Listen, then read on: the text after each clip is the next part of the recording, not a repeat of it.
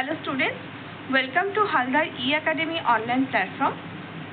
আমি তোমাদেরকে ক্লাস 11-এর প্রথম সেমিস্টারের গল্প পুঁইমাচার কিছুটা অংশ আগের ক্লাসে পড়িয়েছি, যেখানে পুঁইমাচার গল্পটি লেখা হচ্ছে বঙ্কিমচন্দ্র চট্টোপাধ্যায়, যেখানে আমরা প্রধান তিনটে চরিত্রর উল্লেখ পাই: সহায়হরি চাটুর্য, অন্নপূর্ণা এবং খেন্তি। তো আমরা প্রথম গল্পের শুরুতেই দেখছি সহায়হরি চাটুর্য তার স্ত্রীকে বলছেন যে একটা বাটি বা ঘটি কিছু একটা দিতে, তার কারণ তারকখুড়োর বাড়িতে গাছ কাটা হয়েছে, খেজুর গাছ, এবং সেখান থেকে রস আনার জন্য সে একটা বাটি বা ঘটি কিছু একটা চাইছে। তো তার এই কথা শুনে প্রথমে তার স্ত্রী শান্তভাবে তার উত্তর দেয়, এবং তারপরে তার মেয়ের যে আইবুড়ো হয়ে গেছে, মানে তার মেয়ে যে আশীর্বাদ হয়ে গেছে এবং তারপরে আশীর্বাদ হওয়ার পর বিয়ে ভেঙে যায়, এই পুরো ঘটনাটা সামনে এনে বলে যে তাদের যে গ্রামের মূল সদস্য যিনি চৌধুরী মশাই, তিনি তাদেরকে একঘরে করে দেবে। একঘরে অর্থাৎ হচ্ছে তাদেরকে ছোবে না, তাদের জল স্পর্শ করবে না, এবং যতদিন না তার মেয়ের বিয়ে হচ্ছে ততদিন তারা ওরকমভাবেই থাকবে। তো তার বিয়ে নিয়ে দেখতে পাই আমরা তার মা, খেন্তির মা অন্নপূর্ণার ভীষণ চিন্তা, এবং সেই চিন্তায় তিনি তার স্বামীকে ব্যক্ত করেছেন। এরপরে আমরা তার বাকি অংশটুকুনি পড়ব।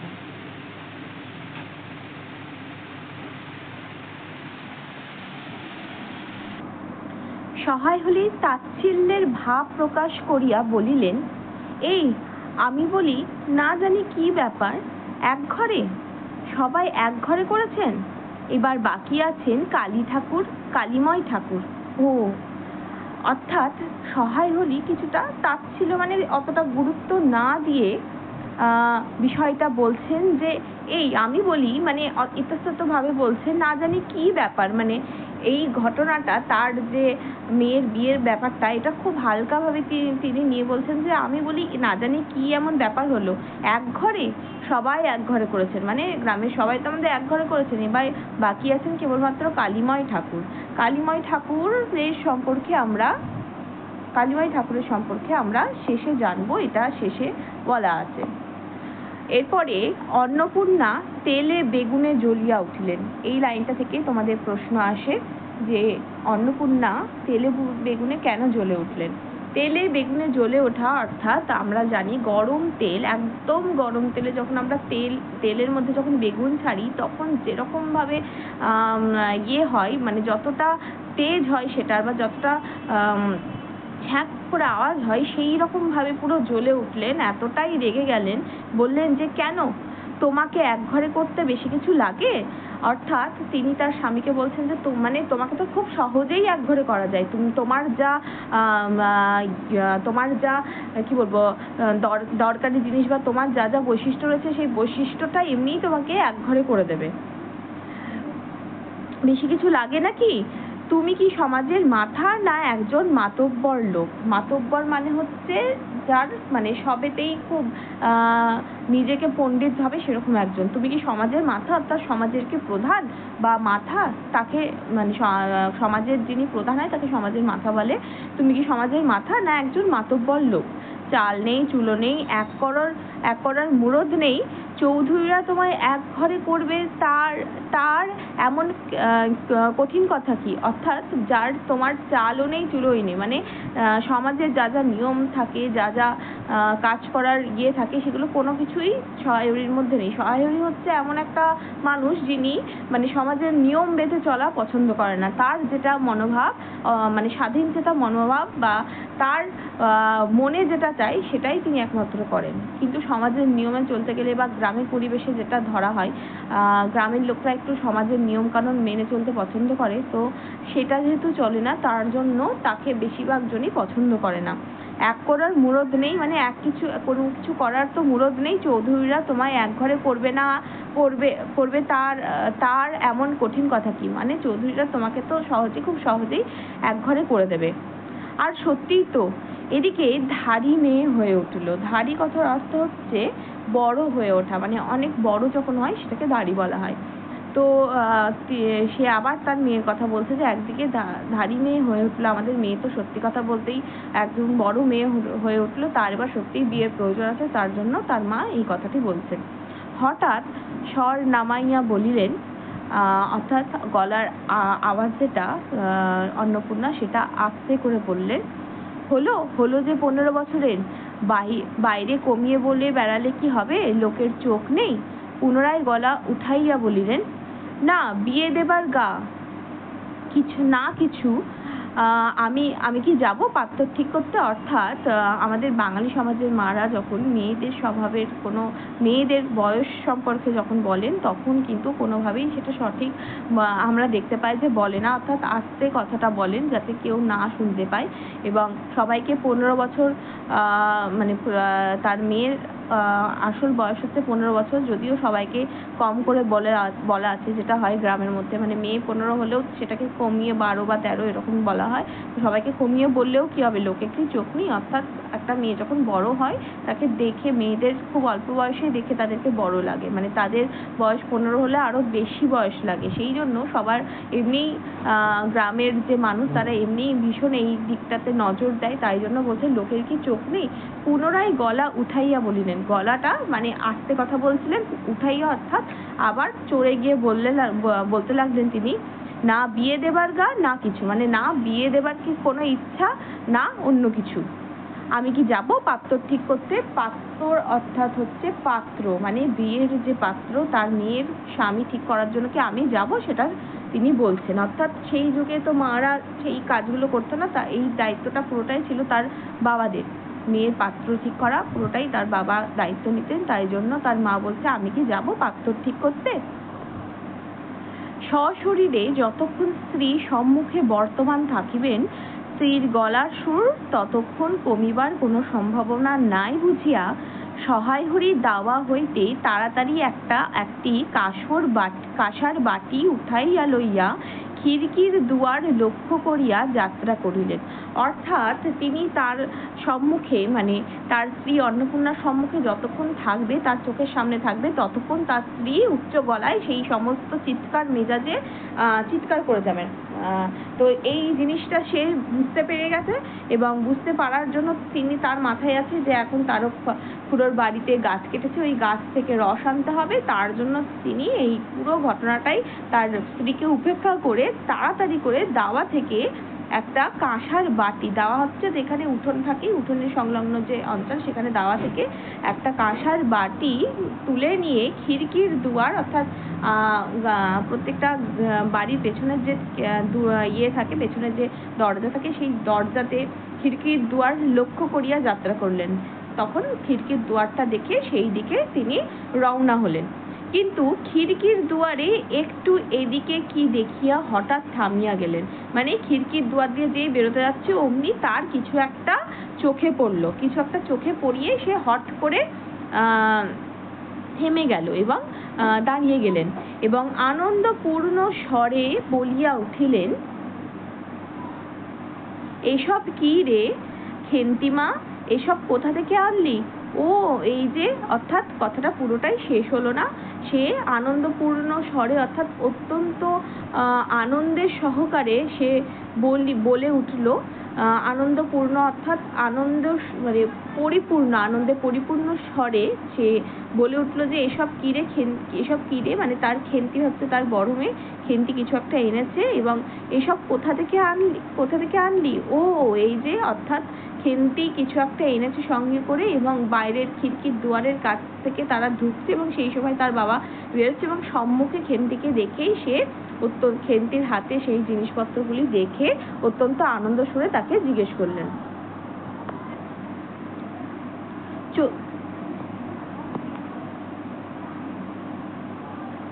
এরপরে বলছে 14-15 বছরের একটি মেয়ে আর দুটি ছোট ছোট মেয়ে পিছনে লইয়া বাড়ি ঢুকিলা, তাহার হাতে এক বোঝা পুঁইশাক। অর্থাৎ 14-15 বছর, অর্থাৎ বেশ বড়, এবং তার সঙ্গে সঙ্গে আরো দুটো মেয়ে, মানে তাদেরই দুই মেয়ে, সেই দুই মেয়ে পেছনে বাড়িতে ঢুকছে, এবং তাদের হাতে কি আছে, এক বোঝা পুঁইশাক।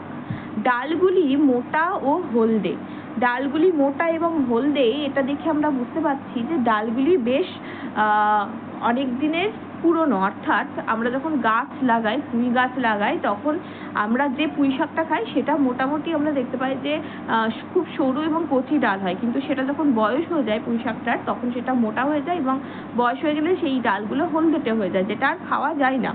তো ওই মোটা এবং হলদেটে ডাল তারা এক বোঝা তুলে এনেছে। হলদে চেহারা দেখিয়া মনে হয় কাহারা পাকা পুঁই গাছ উপড়াইয়া ফেলিয়া উঠানের জঙ্গল তুলিয়া দিতেছিল। মেয়েটি তাহাদের উঠানের জঞ্জাল প্রাণপণে তুলিয়া আনিয়াছে। অর্থাৎ কি বলেছে, যে দেখে মনে হচ্ছে যে কেউ তাদের যে উঠোনে অনেক সময় পুঁই গাছ লাগানো হয় এবং সেই পুঁই গাছটি অনেক হয়ে যাওয়ার কারণে কি হয়, অনেক সময় সেটাকে উঠিয়ে ফেলে দেওয়া হয়। অর্থাৎ পুঁই গাছটি যখন অনেক দিনের হয়ে যায়, যেটা আর খাওয়া যায় না, সেই পুঁই গাছ হয়ে গেলে অনেক সময় সেটাও বাড়ি থেকেই উপড়িয়ে ফেলে দেওয়া হয়। তো কোনো একজনের বাড়ির সেই পুঁই গাছ উঠোন থেকে উপড়াইয়া অর্থাৎ উঠিয়ে ফেলে দেওয়া হয়েছে এবং জঙ্গল, পুঁই গাছের যে জঙ্গল, সেই জঙ্গলটা পরিষ্কার করেছে সেগুলো ফেলে দিয়ে, এবং মেয়েটি তাহাদের উঠানের জঞ্জাল প্রাণপণে তুলিয়া আনিয়াছে। অর্থাৎ খেন্তি প্রথম থেকেই পুঁই গাছের যে ডাঁটা সেটা খেতে খুব ভালোবাসে, পুঁই শাক খেতে খুব ভালোবাসে। তো তার জন্য তার কাছে যতই সেটা বুড়ো হোক আর কচি হোক, তার কাছে কিন্তু সেটা অত্যন্ত প্রিয়। তার জন্য যখন সে দেখলো যে বিনা পয়সায় বেশ অনেকটা পুঁই শাক, সেটা বুড়োই হোক না কেন, সেটা পাওয়া যাচ্ছে, তখন সে তাড়াতাড়ি সেটা প্রাণপণে নিজের কাছে করে তুলে এনেছে। ছোট মেয়ে দুটির মধ্যে একজনের হাত খালি, অপরটির হাতে গোটা 2-3 পাকা পুঁই পাতা জড়ানো কোনো দ্রব্য। অর্থাৎ পেছনে দুটো মেয়ে, খেন্তির 2 বোন, এই 2 বোনের মধ্যে একজনের হাতটা খালি এবং আরেকজনের হাতে বেশ ওই পাতাতে জড়ানোই কোনো একটা জিনিস তারা এনেছে। বড় মেয়েটি খুব লম্বা, গোলগাল চেহারা, মাথার চুলগুলি কৃষ্ণ ও অগোছালো, বাতাসে উড়িতেছে। অর্থাৎ গোলগাল চেহারা, অর্থাৎ বেশ হৃষ্টপুষ্ট, এবং তার সঙ্গে চুলগুলো কৃষ্ণ, অর্থাৎ হচ্ছে কালো, এবং অগোছালো, বাতাসে উড়িতেছে। অগোছালো ভাবে আছে, মানে খোলা আছে, অগোছালো হয়ে আছে এবং বাতাসে সেগুলি উড়ছে। মুখখানা খুব বড়, মানে মুখখানা হচ্ছে খুব বড়, চোখ দুটো ডাগর কথার অর্থ হচ্ছে বেশ বড় বড় ও শান্ত, অর্থাৎ ভীষণ শান্ত। সরু সরু কাঁচের চুড়িগুলি 2 পয়সায় ডজনে একটি সেফটি পিন দিয়ে একত্র করিয়া আটকানো। অর্থাৎ সে হাতে অনেক কাঁচের চুড়ি পরে আছে। এখান থেকে প্রশ্ন আসে যে সেফটি পিনটা কত টাকায় কেনা। তো 2 পয়সায় ডজনের একটি সেফটি পিন দিয়ে সরু সরু কাঁচের চুড়িগুলি ডজন 2 পয়সায় সেইগুলি কিনেছেন এবং একটি সেফটি পিন দিয়ে সেইগুলো আটকানো আছে। পিনটির বয়স খুঁজিতে যাইলে প্রাগৈতিহাসিক যুগে গিয়া পড়িতে হয়। প্রাগৈতিহাসিক কথার অর্থ হচ্ছে যখন ইতিহাস রচনা হয়নি। প্রাক ঐতিহাসিক, ঐতিহাসিক অর্থাৎ ইতিহাসের, প্রাক মানে আগে। মানে এখান থেকে বলা যায় যে মানে সেইভাবে তো বলছে না, অর্থাৎ এখানে বোঝানো হচ্ছে যে পিনটিতে পুরো জং ধরে গেছে এবং পিনটি অনেক দিনের পুরনো, তার জন্য সেটার যে বয়স সেটা মাপা যাবে না। এই বড় মেয়েটির নামই বোধহয় খেন্তি, কারণ সে তাড়াতাড়ি পিছন ফিরিয়া তাহার পশ্চাদবর্তিনীর হাত হইতে পুঁই পাতা জড়ানো দ্রব্যটি লইয়া মেলিয়া ধরিয়া বলিল, চিংড়ি মাছ বাবা। অর্থাৎ তার বড় মেয়ে, তার নাম খেন্তি, এবং তাড়াতাড়ি সে পশ্চাৎবর্তিনী অর্থাৎ তার পিছনে যিনি দাঁড়িয়ে আছেন তার হাত থেকে, মানে তার যে 2 বোন, তার 2 বোনের মধ্যে একজনে ওই এক্ষুনি আমরা জানতে পারলাম যে 2-3টে পাকা পুঁই পাতা জড়ানো একটা জিনিস বা দ্রব্য ছিল, সেই দ্রব্যটা নিয়ে মেলিয়া ধরতেই, অর্থাৎ তার বাবার সামনে দেখাতেই সে বলল যে এটার মধ্যে কি আছে না, চিংড়ি মাছ বাবা। গয়াবুড়ির কাছ থেকে রাস্তায় নিলাম, দিতে চায় না, বলে তোমার বাবার কাছে আর আর দিনকার ধরুন 2 পয়সা বাকি আছে। আমি বললাম, দাও গয়া পিসি, আমার বাবা কি তোমার 2 পয়সা নিয়ে পালিয়ে যাবে? আর এই পুঁই শাকগুলো ঘাটের ধারে রায় কাকা দিয়ে বললে, নিয়ে যা, কেমন মোটা মোটা। অর্থাৎ আমরা এখানে দেখতে পাচ্ছি, যদি জিজ্ঞেস করে যে চিংড়ি মাছটা কার কাছ থেকে নেওয়া, তাহলে বলতে হবে যে গয়া বুড়ির কাছ থেকে নেওয়া। গয়া বুড়ি কি বলেছে, যে তার বাবা, সত্যি কথা বলতে তার বাবা অত্যন্তই গরিব, যার জন্য ধার করা আছে গয়া বুড়ির কাছ থেকে, প্রায়ই তারা মাছ নেয়। এবং সেখানে দেখতে পাচ্ছি যে দুটো পয়সা বাকি আছে তার বাবার কাছ থেকে আগের দিনকার, 8 দিনকার মানে হচ্ছে আগের দিনকার দরুন 2 পয়সা, 2 পয়সা বাকি আছে। এবং আমি তখন গয়া পিসিকে সে বলছে, আমার বাবা কি তোমার 2 পয়সা নিয়ে পালিয়ে যাবে? অর্থাৎ তার বাবাকে ওই 2 পয়সা নিয়ে তাকে মার দিয়ে পালিয়ে যাবে। আর এই পুঁই শাকগুলো ঘাটের ধারে রায় কাকা দিয়ে বললো, অর্থাৎ পুঁই শাকগুলো কে দিয়েছে যদি জিজ্ঞেস করা হয়, বলতে হবে তাদের রায় কাকা দিয়েছেন। এবং নিয়ে বলেছেন যে নিয়ে যা, কেমন মোটা মোটা। অর্থাৎ এই মোটা মোটা শাক কেউ খাবে না, তাকে ফেলেই দিতে হবে। সুতরাং তাদের নিয়ে যেতে বলেছে, যদি তারা সেটা রান্না করে খায় তো সেটা খেতে পারে, তার জন্য তাদেরকে বলেছে যে তোরা এগুলো যা, নিয়ে যা। এবং এখান থেকে এটা প্রশ্ন আছে, পুঁই শাকগুলো কোথায় পাওয়া গেছে, না ঘাটের ধারে। এরপরে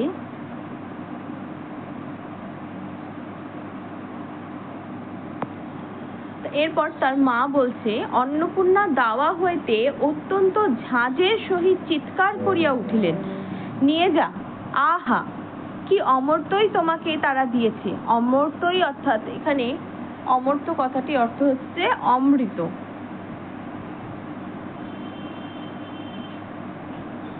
উচ্চারণের সুবিধার্থে অনেক সময় গ্রামের মানুষরা এই কঠিন শব্দকে, যাতে তাদের উচ্চারণ সুবিধা হয়, তাই এরকম ভাবে উচ্চারণ করে। তাই বলছে যে আহা, মানে ব্যঙ্গ করে বলছে, ওই যে তাদের যে রায় কাকা বলেছে নিয়ে যা, তাই সেই জিনিসটাই তার মা তার মেয়েকে চিৎকার করে বলছে, আহা নিয়ে যা, কি অমর্ত্যই না তোমাকে তারা দিয়েছে, কি অমৃতই না তারা তোমাকে দিয়েছে। পাকা পুঁই ডাঁটা কাঠ হয়ে গিয়েছে, 2 দিন পর ফেলে দিত, নিয়ে যা। আর উনি তাদের আগাছা উঠিয়ে নিয়ে এসেছেন। অর্থাৎ তাদের এটা বোঝানো হচ্ছে, তার মা বিষয়টা পুরোটাই বুঝতে পারছে, যেহেতু খেন্তির পুঁই ডাঁটা বা পুঁই শাক খেতে খুব ভালোবাসে, সেজন্য কোনো মানুষ তাকে যদি এটা মানে খুব করেও তাকে দিতে চাই আগ্রহ সহকারে, বা তারা যেটা খাবে না সেই জিনিসটা দিতে চাই, সেটা তার কাছে সেই মূল্যটা সেরকম ভাবে নয়। কিন্তু তার মা এই জিনিসটা বুঝতে পেরেছে, সেই জন্য বলেছেন যে জিনিসটা তারা খাবে না, যেটা তাদের কাছে আগাছা অর্থাৎ আমাদের দেখতে পাই অনেক সময় মাঠে ঘাটে প্রচুর আগাছা জন্মায়, যার কোনো কাজই হয় না, যার কোনো ভূমিকা হয় না, যেটা আমরা যেই জিনিসটা আমরা খেতেও পারি না, সেগুলোকে আগাছা বলে। সেই জন্য এই আগাছা অনেক সময় দূর করে দিতে হয়। এই আগাছা দূর না করলে অনেক সময় আমরা যদি ভালো গাছ লাগাই, সেই গাছটা বেঁচেও উঠতে পারে না। তো এই পুঁই ডাঁটাগুলো তখন রায় কাকার বাড়িতে একটা আগাছার মতো পরিণত হয়েছিল। সেই জন্য সেটা যদি তারা সেটা যদি তারা ফেলে দিত, তাহলে তাদের সেরকম কাজে লাগতো না, তাই তারা খেন্তিরকে সেটি দিয়ে দিয়েছে। পুঁই ডাঁটাগুলো কাঠ হয়ে গিয়েছে, অর্থাৎ শক্ত হয়ে গেছে। বয়স হলে যা হয়, যখন আমরা পুঁই ডাঁটা খুব টাটকা বা খুব কচি খাই, তখন আমরা দেখতে পাই ডাল বা ডাঁটাগুলো খুব নরম হয়, খুবই একদম মানে সফট হয়। কিন্তু যখন সেটার বয়স বাড়ে বা বুড়ো হয়ে যায়, তখন সেই ডাঁটাগুলো অত্যন্ত শক্ত হয়ে যায় এবং সেগুলো খাওয়াও যায় না। তাই বলেছে যে পুঁই ডাঁটা কাঠ হয়ে গিয়েছে, 2 দিন পর ফেলেই দিত, অর্থাৎ সেটা আর খাওয়া যাচ্ছিল না, ফেলে দিত, নিয়ে যা। আর উনি তাদের আগাছা উঠিয়ে নিয়ে এসেছেন। অর্থাৎ তার মা অত্যন্ত রেগে গিয়ে বলছেন যে ওদের যে আগাছা যেটা ওরা ফেলে দিত, সেটা উনি আবার উঠিয়ে নিয়ে এসেছেন। ভালোই হয়েছে, তাদের আর নিজেদের কষ্ট করে কাটতে হলো না। যত পাথুরে বোকা সব মরতে আসে আমার ঘাড়ে ধারি। অর্থাৎ তিনি তার যে ভাগ্য, সে ভাগ্যকে বারবার দোষ দিচ্ছে। তা অন্নপূর্ণা নিজের ভাগ্যকে দোষ দিয়ে বলছে যে একটু চালাক চতুর না, মানে তার মেয়েরা অত্যন্তই সরল। তার এই কথাটা শুনে বোঝা যাচ্ছে অত্যন্ত সরল এবং সাদাসিধে, যার জন্য কেউ যদি তাদেরকে খুব অসম্মান করে, অপমানও করে, তো সেটা বোঝার ক্ষমতাও তার নেই। অন্নপূর্ণা সেটা তিনি খুব ভালোভাবে বুঝতে পারেন। সেই জন্য বলেছে যে রায়বাড়ির কাকাদের বা রায়বাড়ির যারা তাদের খুব ভালোই হয়েছে যে তাদেরকে দুদিন পর তো সেগুলো মিস্ত্রি দিয়ে কেটে সেগুলো পরিষ্কার করতে হতো, তার চেয়ে বরং খেন্তিদের হাতে ধরিয়ে দিয়েছে যাতে খেন্তিরা সেই যে সেই কাজটা খুব তাড়াতাড়ি করে নিতে পারে, মানে তাদের কাজটা আরো সহজ হয়ে গেল, তাদের মিস্ত্রি খরচাও বেঁচে গেল, প্লাস খেন্তিদেরকে দিয়ে দেওয়াও হলো। তারপর বলেছে যত পাথুরে বোকা সব মরতে আসে আমার ঘরে। পাথুরে অর্থাৎ মানে যার কোনো বোধ নেই, যার কোনো সচেতনতা নেই, কেউ যদি তাকে, তোমাদেরকে যেটা বললাম, অসম্মান করে বা কেউ যদি তাচ্ছিল্য করে, সেটা বোঝার ক্ষমতা যদি কারো মানুষের না হয়ে থাকে, মানে সে যদি পাথর হয় তার সেটা বোঝার ক্ষমতা হবে না, বোকা হয়। তাই জন্য তার মা খেন্তিকে বলেছে যত পাথুরে বোকা সব মরতে আসে আমার ঘরে। ধাড়ি অর্থাৎ ধাড়ি মানে বুড়ি, সেই জন্য তাকে তাচ্ছিল্য করে এটা উপহাস করে বলছে।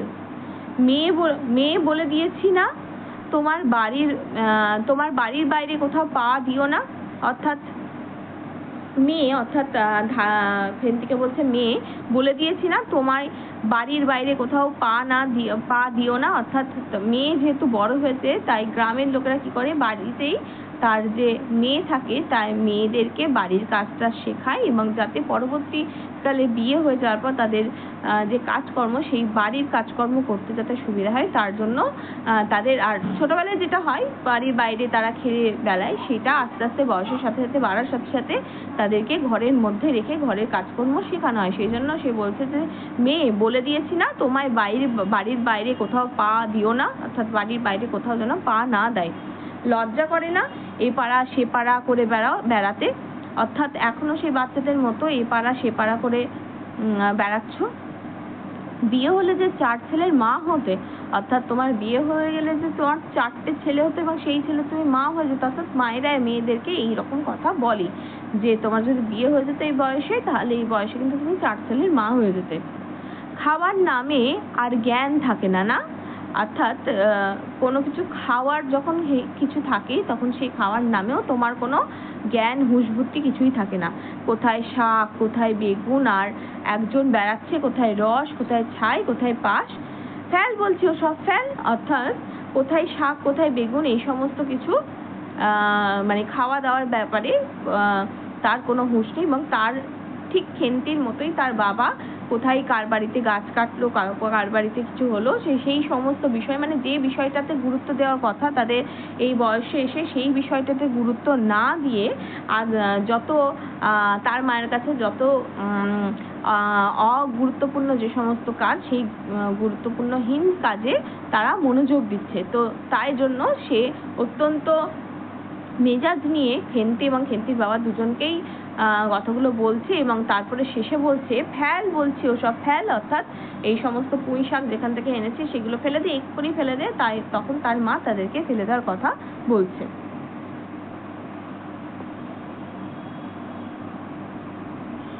মেয়েটি শান্ত অথচ ভয় মিশ্রিত দৃষ্টিতে মার দিকে চাহিয়া হাতের বাঁধন আলগা করিয়া দিল। মানে মেয়েটা তখন ওরকম এতটা আনন্দপূর্ণভাবে এনেছে ওটা খাবে বলে আজকে, তখন মায়ের এত বকা শুনে অত্যন্ত শান্ত হয়ে গেল এবং অত্যন্ত ভয় পেল। মায়ের এই রূপ দেখে, বিভীষিকাময় রূপ দেখে অত্যন্ত ভয় পেয়ে হাতের যে বাঁধনটা পুঁই শাক যে ধরে এনেছে সেটা আলগা করে দিল। তার ভয় হলো যদি তার মা আরো বেশি বকে বা তাকে প্রহার করে, এই ভয়। পুঁই শাকের বোঝা মাটিতে পড়িয়া গেল। অর্থাৎ যেই বাঁধনটা হালকা হয়ে গেল, হালকা করে দিল, তখনই পুঁই শাকটা পুরো মাটিতে পড়ে গেল। অন্নপূর্ণা বকিয়া চলিলেন, যা তোরা রাধি, ও আপদগুলো টেনে খিড়কির পুকুরের ধারে ফেলে দিয়ে আইতো। অর্থাৎ কি করলো, তার যে ছোট মেয়ে অন্নপূর্ণা তখন তার ছোট মেয়ে রাধিকে বলল এই আপদগুলো, অর্থাৎ এই পুঁইটাগুলো এক্ষুনি ফেলে দিয়ে আয় যা, এবং খিড়কির পুকুর ধারে ফেলে দিয়ে আয়। তো এখান থেকে প্রশ্ন আসে, সে অন্নপূর্ণা কোথায় সেগুলো ফেলে দেওয়ার কথা বলেছিলেন, পুকুরের ধারে তোর পুঁই শাকগুলো ফেলে দেওয়ার কথা বলেছিলেন। এবং কিছুক্ষণ পর দরদর দেওয়া আছে, মানে একটু থেমে ফের তার বড় মেয়েকে বলছে, ফের যদি বাড়ির বার হতে দেখেছি তবে ঠ্যাং খোড়া না করিত। অর্থাৎ তার মেয়েকে বলেছে, মানে মেয়েকে বাধা দিচ্ছে, যদি আবার তোকে বাড়ির বাইরে আমি যেতে দেখি তো তাহলে তোর ঠ্যাং আমি সত্যি সত্যিই খোড়া করে দেবো, অর্থাৎ তার পা ভেঙে সেটা খোড়া করে দেবে। তার এই শাসনের মধ্যে দিয়ে আমরা দেখতে পাচ্ছি তার সমাজের যে কুপ্রস্তাব বা কুমনোভাব সেগুলো যাতে তার মেয়ের ওপর না পড়ে তার জন্য তিনি এই কথাটি তার মেয়েকে বলেছেন। তো আমাদের আজকের ক্লাসটা এই পর্যন্তই থাকলো, এর পরের বাকি অংশটুকুই আমরা পরের ক্লাসে পড়বো।